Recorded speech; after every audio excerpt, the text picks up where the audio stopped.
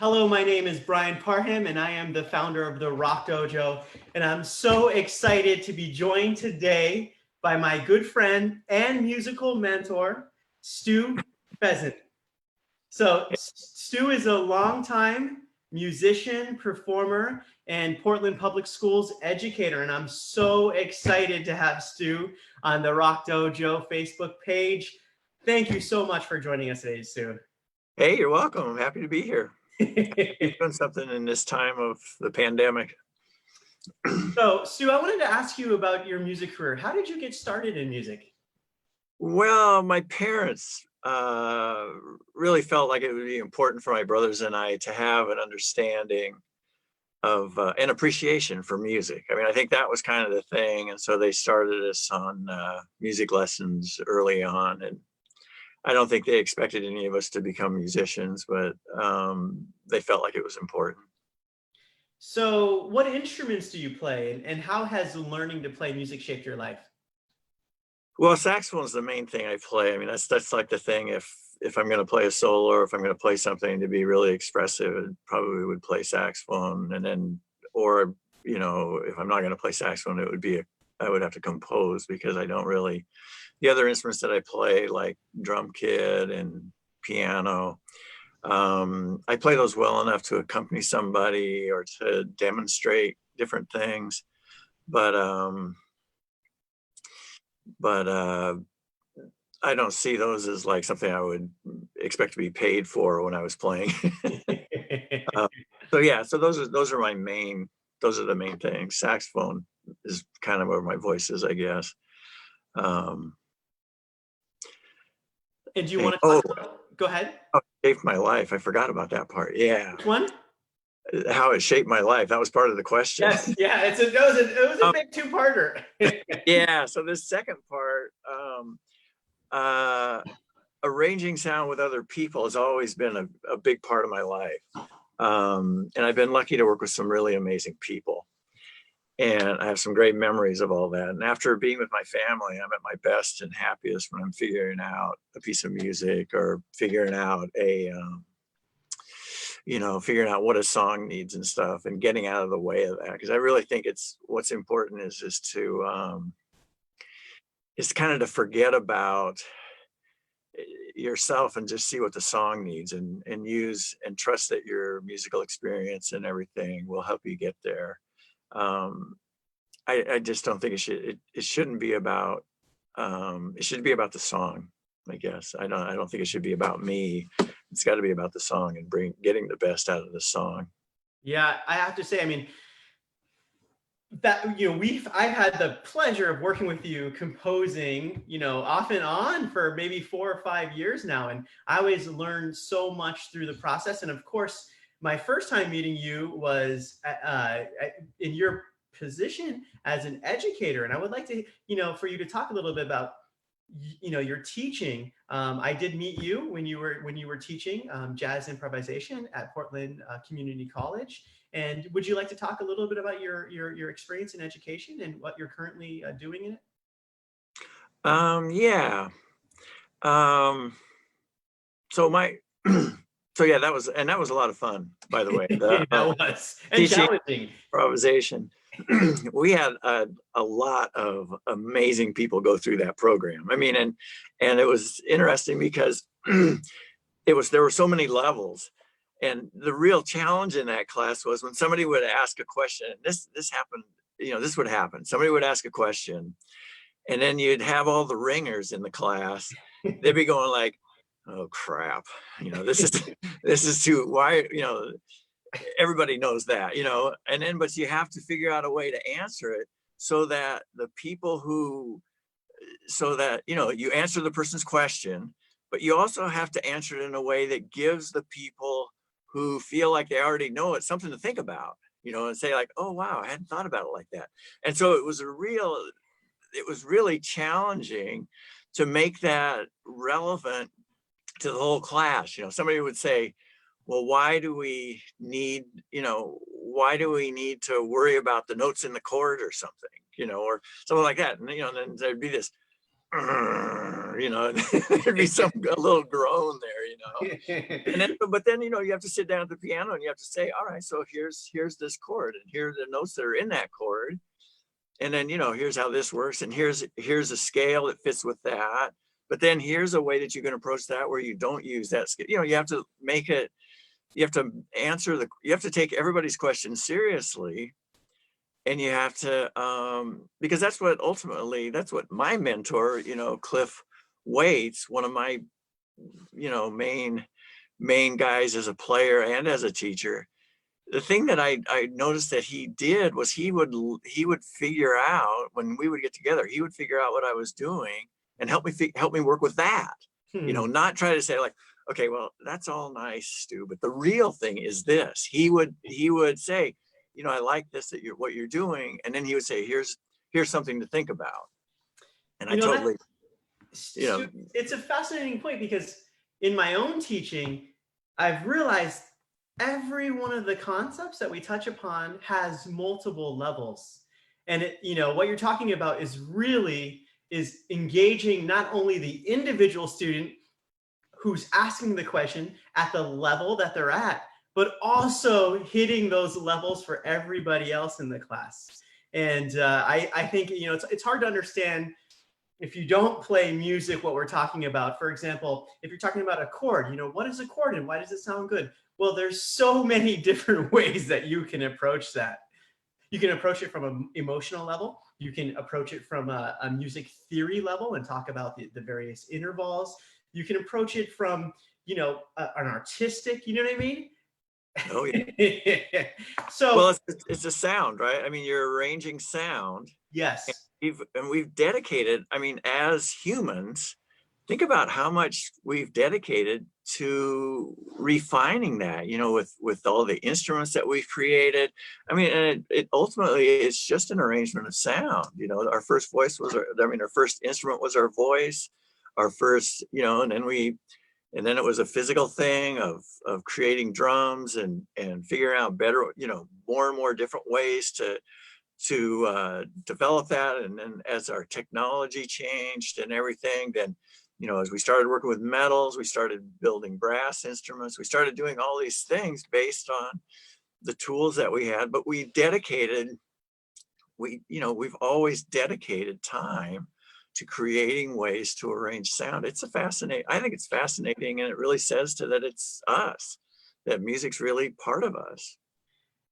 That's such an amazing segue. Thank you so much. That was so eloquently stated. And it's an amazing segue to the question that I wanted to ask you, because our careers have overlapped in a way. And you are my mentor, and I've learned so much from you over the years.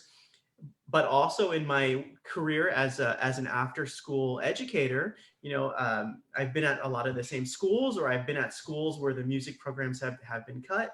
And I'm so curious to know, in this climate where music education, seems to take a back seat in a lot of the public schools to other subjects, what does music have to offer kids? And why is music education important, particularly at a time like this when people are stuck at home and parents are thinking about homeschooling options, those sorts of things, and then also moving forward when we're eventually back to school? Why music education? Well, like I said, it's who we are. It's in our DNA. The first sound we hear is our mother's heartbeat, which is a total groove, right? And we communicate music. We use music to communicate things that we can't communicate otherwise. We can't, that we can't use language for. If we didn't need music, probably would have evolved away by now, right? If we didn't need to have that feeling, if we didn't need that, it's a community builder, right? When everybody's, when oh dear, I'm just going to tell you a little story. One day, this is way back, shortly after I got out of college, and I was between jobs, and I was living in this house, and we were all musicians in the house, right? There were like 3 of us that lived there. Everybody played an instrument, different levels. Some people they played it in high school and they kept playing. It wasn't, not everybody had studied it, but one day we were sitting out in the back on this patio, and we just started spontaneously riffing with body percussion and with vocalises and all these different, no instruments except for ourselves and our voices. And unbeknownst to us, this guy up above, this guy next door was up above on his deck, and we didn't know he was there. And we did this whole thing, and it lasted, I don't know, maybe 4 minutes, but then it naturally started and it naturally ended. And he just started clapping, and he goes like, man, that was the coolest thing I've ever, and this was like a guy who was probably, in his 50s or 60s, and he didn't have to say anything, but he was like totally enthusiastic, and he really connected to what it was. And I really think that's it's who we are. It expresses things that you can't get any other way. Does that even answer? It totally makes sense. It totally makes sense. It reminds me of a story when my wife and I first moved into from San Francisco to Portland, Oregon, about 8 or maybe 10 years ago by now. We were subletting, and we were living in a basement apartment. And I didn't have very much connection with the family who lived above us, the family that we were renting from. But every day I would hear their daughter, who was 16 years old, singing Escape the Fate songs in the shower. And they had no idea, but my younger brother, TJ Bell, actually plays guitar in Escape the Fate. And one day I finally, I said, that's my brother's band that you're actually singing. And I would see her here every day. And, eventually when TJ came into town and their band was on tour, they were able to meet. And it was so fascinating because it was able to bring my wife and I, Sophie, together with the family who we were subletting the apartment from. And so when you talk about community building, that story, it resonated so much, and it was a forgotten story. And it reminded me, yes, that's also one of the powers of music education. Music education brings people together. And you had mentioned body drumming and percussion. I was hoping that you would give us a short lesson, maybe a short segue for those people who want to get started making music. Maybe there's a parent watching this, or even a kid who would like to get started with music. They don't have an instrument handy, but they certainly hope have their hands and their legs that they can. So would you like to give us a quick demonstration? Yeah, let me preface it by saying when I think about music, and this is something that was explained to me in a class that I took recently, and it kind of put into words how I felt about it, but they talk about music being tuneful, beatful, and artful. Tuneful means I can sing songs in my head as well as out loud. Beatful means I can find the pulse in a piece of music, or I can keep a pulse, I can keep a beat. And then artful is when the music expresses something, when you're expressing yourself with it. Because that's when you're creating art, is when you're expressing, that's when it becomes art, is when you're expressing yourself. And so what I do to get them started a lot is I'll clap rhythms, right? And we'll clap them back and forth. So I'm going to clap a rhythm, and then you clap it back. There's going to be a little delay, so it's not going to be perfectly in time. And it's not because neither one of us are good musicians. It's just a technological thing. So let me play a few here. Let me clap a few rhythms for you.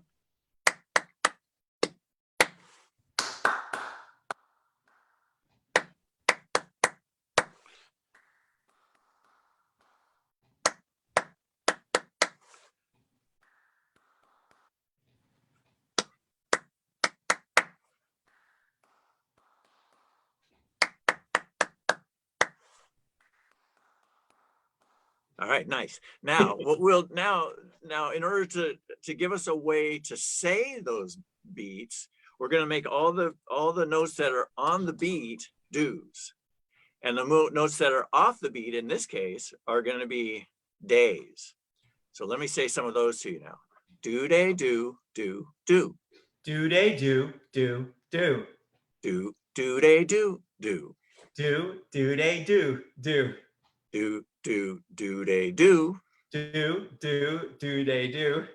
Do, day, do, do.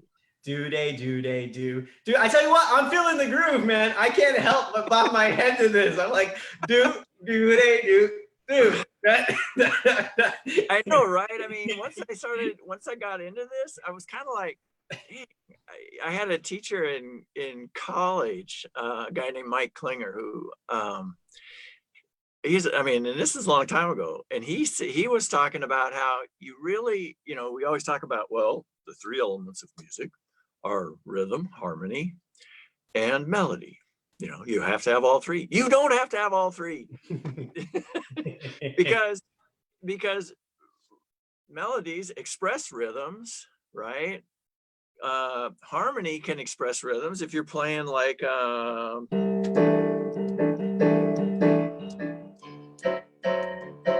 can feel the rhythm in that, right? Absolutely. So harmony can express rhythm. So really, you just have to have rhythm for it to be music. And up to that point. Oh, that's interesting. I see what you're saying, Stu. This is one of the things. I'm sorry. This is one of the things I'm always telling my students is, basically, groove is the most important element. And I'm huge on the guitar, and this is something that I learned from another one of my mentors, Paul Gilbert, was count in. Every performance has count in. 1, 2, 1, 2, 3, 4. And the other thing is a foot stomp. Paul Gilbert, he's huge into the foot stomp. And personally, it's improved my guitar playing 100-fold. Just that simple 1, 2, 1, 2, 3, 4, and a heavy foot stomp. And my God, my guitar playing has skyrocketed because I think it speaks to what you're saying. Is groove is the most important element, because as you said, even if you just have groove, you have music. Yeah, I think so. That's the thing, and it creates to the movement. In a lot of cultures, music isn't separate from dance. They don't think of those as two separate things. They think of those as the same art form. They think of music. What's music without the dance? It's missing something, right? and you have to feel that. And I think that's I used to play at a place. I played in this blues band, and at a place called the Mock Crest Tavern. And the space at that time, the performance space, was right by the door, and there was really only enough room for like a single or a duo, and we were a 5-piece group. But they liked us, and we had a regular following of people from the neighborhood there. And I stood right by the door. And so when people came in, I had to move so they could get through to go sit down. And, you would think that would be like, oh boy, here we go, gotta move, but it was kind of interesting, because if I was soloing and stuff, I'd move over, and then I would play to them. I would, almost start a conversation with them.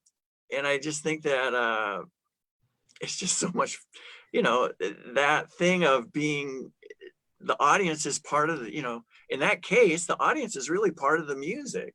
And I really think that that's important, that you're engaged with, that you're engaged with the audience, and the audience is engaged with you, because that's when it becomes music. It's not really music until somebody reacts to it, and then they react, and that gets you to do something differently.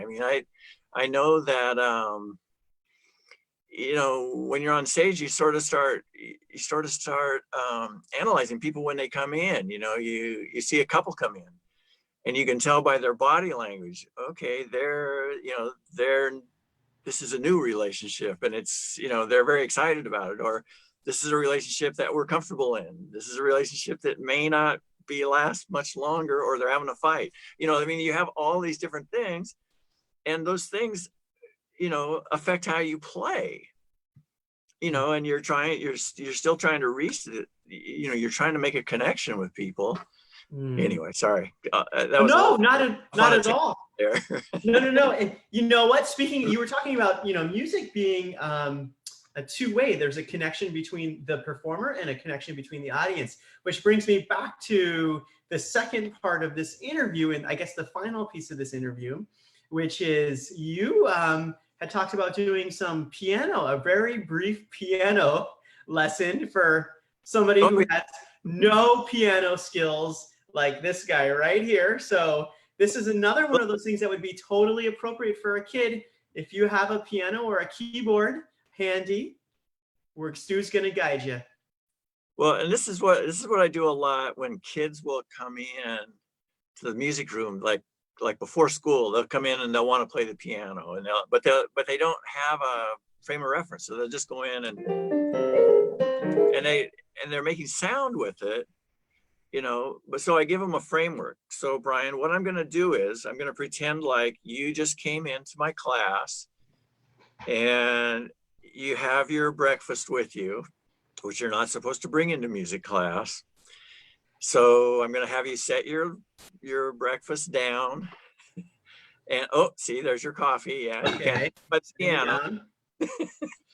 But then I just sit down with them at the piano. And I say, all right, you just use the black keys, play them one at a time, and play above middle C. And there I would just show them.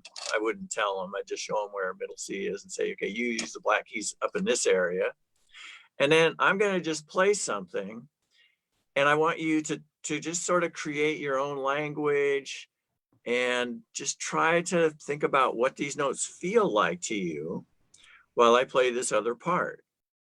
Okay, and I would just like to apologize beforehand. I am disclaimer. Well, now I do not play piano in any way, and I don't pretend to play piano on TV.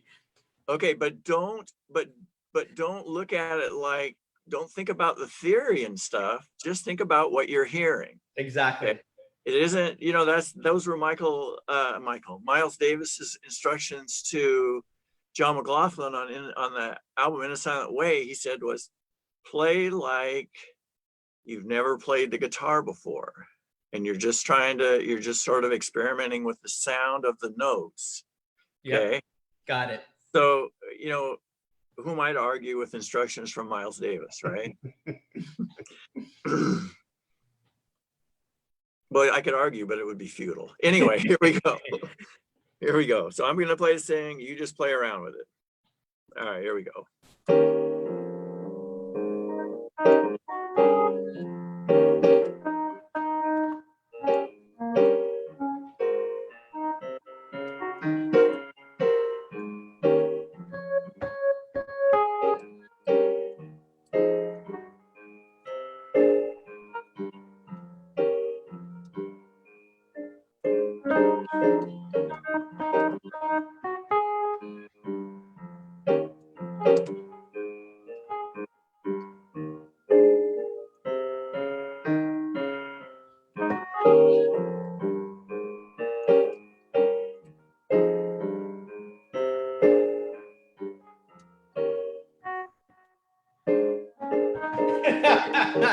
All right.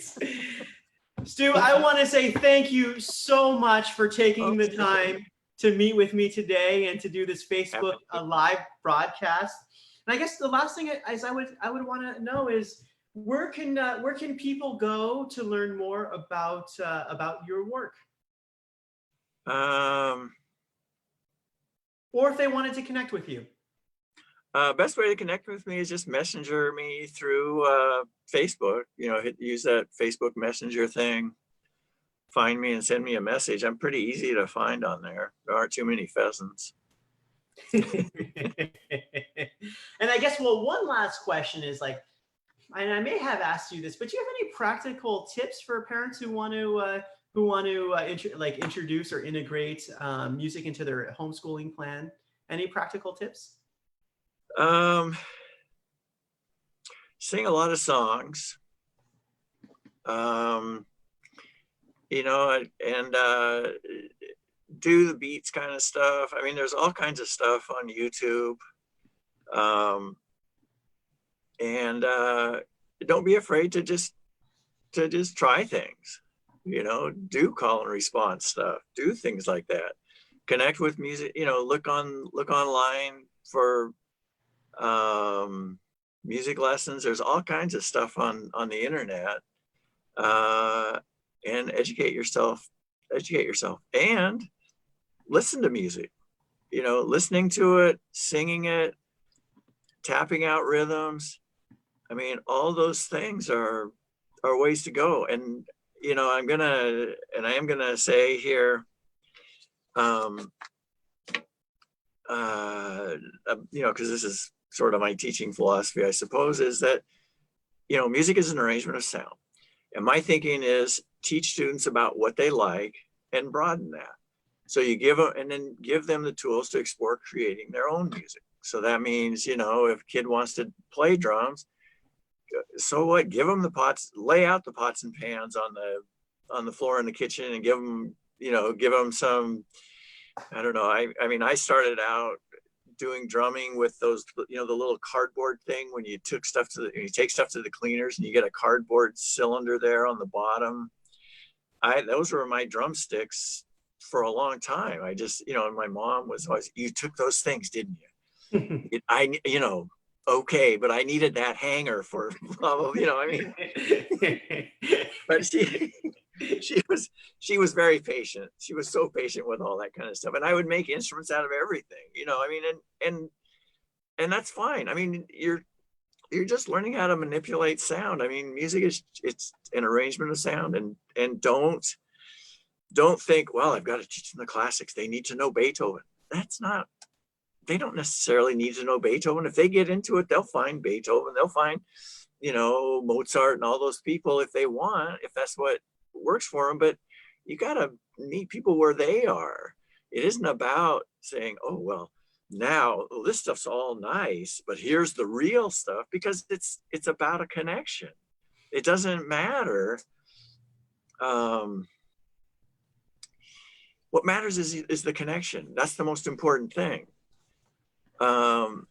Not, well, everybody people who really know about music have studied this guy, and this guy's the most important guy. Well, if it's not relevant to you, how is that the most important guy? I mean, if you get into it and you turn into a music geek like me, and then, that's one thing, and I mean, but I think it's important that, that music's a participatory thing more than just oh, well, these are the important composers and that's who I listen to. Stu, thank you so much for your time. I so enjoyed. I think these are amazing recommendations that are so practical that people can listen to a lot of music, sing along, tap out their rhythms, start with a connection, and go from there. I mean, just fabulous stuff. Thank you so much for your time. Thank you for those Facebook viewers who tuned in or will watch this later. Appreciate it so much. If you have any questions for me, you can contact me on the Rock Dojo Facebook page. And of course, you could contact Stu as well. And I will make sure that I tag him in this post so everybody can contact him. Thank you so much. Such a pleasure. You bet. All right.